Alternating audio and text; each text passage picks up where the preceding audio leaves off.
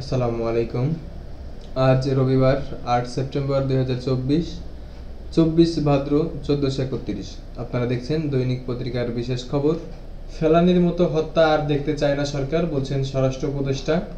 আবাসন শিল্পে বিপর্যয়, আহতদের দেখতে হাসপাতালে গেলেন প্রধান উপদেষ্টা। চ্যালেঞ্জের চাপে ৩০ দিন, ডক্টর ইউনূস অন্তর্বর্তী সরকার। বাজারে চাঁদাবাজি করলে ব্যবস্থা নেবে ডিসিরা। স্বৈরাচারের পরিণতির নিদর্শন হবে গণভবন। অন্তর্বর্তী সরকারের সিদ্ধান্ত যৌক্তিক এবং সময়োপযোগী, বললেন মির্জা ফখরুল। সরকার পতন আন্দোলনে নিহত শতাধিক শ্রমিক, গণতন্ত্র কমিটির তথ্য। নকল হীরা সিন্ডিকেট সন্ধানে গোয়েন্দারা, রিমান্ড শেষে কারাগারে দিলীপ। $5 বিলিয়ন বিদেশি বিনিয়োগ হুমকিতে। এই ছিল বাংলাদেশ প্রতিদিনের বিশেষ খবর। আছে যাই যাই দিন। আন্দোলনে আহতদের দেখতে হাসপাতালে প্রধান উপদেষ্টা। সীমান্তে ফেলানির মতো হত্যাকাণ্ড আর চায় না স্বরাষ্ট্র উপদেষ্টা, একই শিরোনাম। পিলখানা হত্যাকাণ্ডের প্রকৃত ঘটনা মানুষ জানতে পারেনি। 15 বছর পর মুখ খুললেন সাবেক সেনাপ্রধান মুইন উই আহমেদ। ডক্টর ইউনূসের 1 মাস। রাঘব বোয়ালদের বিরুদ্ধে নেওয়া ব্যবস্থা আরও দৃশ্যমান হবে, অর্থ উপদেষ্টার ঘোষণা। মিয়ানমারের মংডুতে তীব্র হচ্ছে সংঘাত, বাংলাদেশে ঢুকে পড়েছে রোহিঙ্গারা। কোন ব্যাংকের কত খেলাপি ঋণ জানালেন কেন্দ্রীয় ব্যাংক। জুন পর্যন্ত রাষ্ট্রীয় বাণিজ্যিক ব্যাংকগুলোর মোট ঋণ স্থিতি ৩,১২,৬৮৯ কোটি টাকা। এর মধ্যে খেলাপি ঋণের পরিমাণ ১,০২,৪৮৪ কোটি টাকা। খেলাপির হার ৩২.৭৭%। সীতাকুণ্ডে জাহাজ ভাঙা কারখানায় বিস্ফোরণ, ১২ জন দগ্ধ। লুট হওয়া ৪,০০০ অস্ত্র, ৩ লাখ গোলাবারুদ উদ্ধার, যৌথ বাহিনীর অভিযান। গুলশান এক্সিম ব্যাংকে ডাকাতির চেষ্টা, আটক ১০। গণ অভ্যুত্থান আরও ১৬ বছরের নিপীড়নের চিত্র দেখবে গণভবনের জাদুঘর।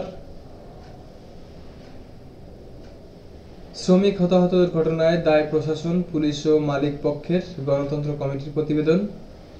খুলেছে অধিকাংশ পোশাক কারখানা, ১৭টি কারখানায় ছুটি। শনিবার সকাল থেকে শিল্প কারখানা কোথাও কোনো অপ্রীতিকর ঘটনার খবর পাওয়া যায়নি। প্রায় সব শিল্প কারখানা কার্যক্রম চালু রয়েছে। শিল্প অঞ্চলের যে কোনো ধরনের অপ্রীতিকর ঘটনা এড়াতে কারখানাগুলোর সামনে মোতায়েন করা হয়েছে অতিরিক্ত পুলিশ সদস্য। এই ছিল যাই যাই দিনের বিশেষ খবর। আছে যুগান্তর। এমপি মন্ত্রীদের দুর্নীতি ও অর্থ পাচারের অনুসন্ধান, লোক দেখানো কাজে দুদক। ৬৯ ব্যক্তি সম্পদের অনুসন্ধান, ৩১ জনের দুর্নীতির ফাইল অনেক আগে থেকেই পড়েছিল। গত 15 বছর অনুসন্ধান করে তাদের ক্লিন চিট দিয়ে কমিশন, ফের তালিকায় তাদের নাম। লোক দেখানো কাজে খুশি হয়ে দুদক ঢেলে সাজানোর প্রক্রিয়া থেকে সরে আসা যাবে না, বলছেন ডক্টর ইফতেখারুজ্জামান।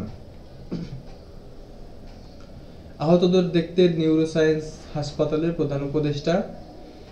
স্থিতিশীলতার দিকে এগিয়ে যাচ্ছে নতুন বাংলাদেশ, ডক্টর ইউনূস সরকারের 1 মাস। রাষ্ট্র সংস্কার যৌক্তিক সময়ে পরে নির্বাচন, সমন্বয়ক সার্জিস আলম। জাদুঘরে থাকবে গণ অভ্যুত্থান ও 16 বছরের নিপীড়নের চিত্র। গণভবন পরিদর্শনের 3 উপদেষ্টা। গাজা কিংবা ইউক্রেনের সঙ্গে বাংলাদেশের তুলনা অনুচিত, রাজনাথের মন্তব্য। ঢাকায় প্রতিক্রিয়া। প্রতিবেশী দেশের নেতাদের কাছে সবাই দায়িত্বশীল আচরণ আশা করে। কয়লার কৌশল লুট, ৭৫১ কোটি টাকা। বাংলাদেশে ঢুকে পড়েছে 10,000 রোহিঙ্গা, মিয়ানমারে বেড়েছে সংঘাতের তীব্রতা। এই ছিল যুগান্তরের বিশেষ খবর। আছে নয়াদিগন্ত। যুক্তরাজ্য, আমিরাত, সৌদি ও ফিনল্যান্ড আশ্রয় খুঁজছেন শেখ হাসিনা। গণ আন্দোলনে আহতদের দেখতে নিউরোসায়েন্স হাসপাতালে ডক্টর ইউনূস। মণিপুরে ভয়াবহ সংঘাত, নিহত 6, বিচ্ছিন্নতাবাদীদের ড্রোন ব্যবহার।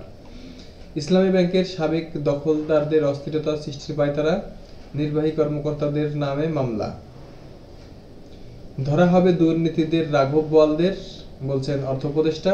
একটা শিরোনাম, ভারতের উচিত বাংলাদেশের স্বাধীনতা সার্বভৌমত্ব শ্রদ্ধা করা, বিএনপি। গণভবন পরিদর্শনে 3 উপদেষ্টা। আওয়ামী লীগ সরকারের আমলে গুদাম থেকে উধাও টন, হঠাৎ নিখোঁজ খুলনার বৈষম্য বিরোধী ছাত্র নেতা বদরুল। আছে দৈনিক ইত্তেফাক, স্বাভাবিক হয়ে আসছে পোশাক শিল্প কারখানা, সব মিলিয়ে বন্ধ রয়েছে 44টি কারখানা, যৌথ অভিযান পরিচালনা করছে আইন শৃঙ্খলা বাহিনী। রাষ্ট্র সংস্কারের কয়েকটি সাহসী সিদ্ধান্তে ঘটতে শুরু করেছে জন আকাঙ্ক্ষার প্রতিফলন, বলছেন ডক্টর ইউনূসের সরকার। সীতাকুণ্ডে জাহাজ ভাঙা কারখানায় 13 জন শ্রমিক অগ্নিদগ্ধ, তদন্তের নামে ফেলে রাখা হয়েছে 1 যুগ। চার্জশিট দাখিলের সময় পিছিয়ে 111 বার।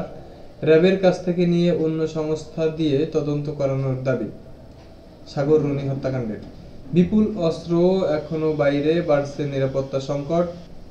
রাঘব বোয়ালদের ধরতে সরকার কঠোর উদ্যোগ নিচ্ছে, বলছেন অর্থ উপদেষ্টা। গণভবনে জাদুঘর করতে কমিটি হচ্ছে। গণঅভ্যুত্থান আরো 16 বছরের নিপীড়নের চিত্র থাকবে, অর্থ উপদেষ্টা। সব শ্রেণী পাঠ্য বই পরিমার্জিত হচ্ছে, কাজ করছে একদল বিশেষজ্ঞ। ক্লাস শুরু হলেও একাদশ শ্রেণীর বই দেওয়া হয়নি।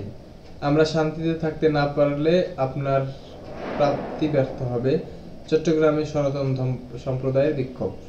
এই ছিল দৈনিক ইত্তেফাকের বিশেষ খবর। আছে কালের কণ্ঠ, 8 মুদ্রায় আমানত রাখার সুযোগ। ব্র্যাক ব্যাংকের অফশোর ব্যাংকিং সবচেয়ে নিরাপদ। ডলার সংকটে দিশা অফশোর ব্যাংকিং, প্রবাসীরা বিনিয়োগের বড় শক্তি।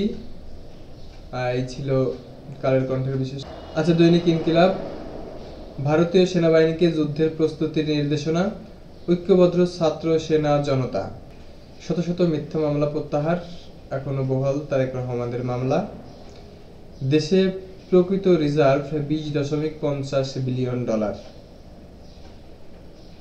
বাংলাদেশের সঙ্গে আদানির বিদ্যুৎ চুক্তির ভবিষ্যৎ নিয়ে দুশ্চিন্তায় দিল্লি। ভারতের সাথে কোন দল বা ব্যক্তির যোগাযোগ থাকলে বাংলাদেশের মানুষ মেনে নেবে না, রুহুল কবির রিজভী। মুন্নি সাহার লাইভ বিডিআর বিদ্রোহ ছড়িয়ে দিতে সাহায্য করেছে, ভিডিও বার্তায় সাবেক সেনাপ্রধান মুঈন আহমেদ। গাজায় আরো 40 ফিলিস্তিনির মৃত্যু। পোলিও টিকা কর্মসূচির মধ্যেই স্কুলে হামলা ইসরায়েলের।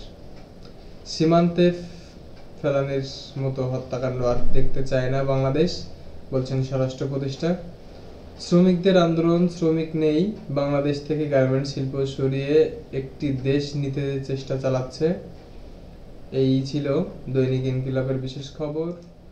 আছে সমকাল, সংস্কারের একাধিক উদ্যোগ বাস্তবায়নের বড় চ্যালেঞ্জ।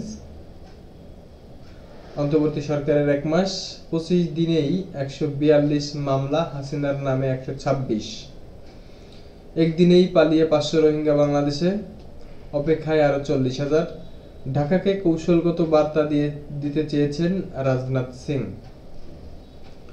ফেলে রেখে বিকল 36 কোটি টাকার যন্ত্র, এখনো কাটছে না বিএনপি নেতাকর্মীদের মামলার ফাড়া। এই ছিল সমকালের বিশেষ খবর। আছে প্রথম আলো, সর্বশেষ। নতুন বাংলাদেশ গড়ার জন্য সংস্কারের সময় দিতে হবে, বিশেষ সাক্ষাৎকারে আসিফ নজরুল। অন্তর্বর্তী সরকারের 1 মাস, অস্থবির অর্থনীতি সচলের চেষ্টা। অন্তর্বর্তী সরকারের 1 মাস, লুটপাটকারীদের ধরতে হবে, একটা বার্তা যাবে সমাজে, বিশেষ সাক্ষাৎকারে সালাউদ্দিন আহমেদ। রাষ্ট্র মেরামতের এখনই সময়, বলছেন এম সাখাওয়াত হোসেন। গণ অভ্যুত্থান সহ 16 বছরের চিত্র তুলে ধরা হবে গণভবনে, জানালেন তথ্য উপদেষ্টা। শিক্ষার্থী সহ 3000 জনকে মামলা থেকে অব্যাহতি। এই ছিল দৈনিক পত্রিকার বিশেষ খবর। প্রতিনিয়ত আপডেট খবর জানতে আমাদের পেজটি ফলো করুন, ইউটিউব থেকে দেখে থাকলে চ্যানেলটি সাবস্ক্রাইব করুন, আমাদের সাথেই থাকুন। সকলকে ধন্যবাদ। আসসালামু আলাইকুম।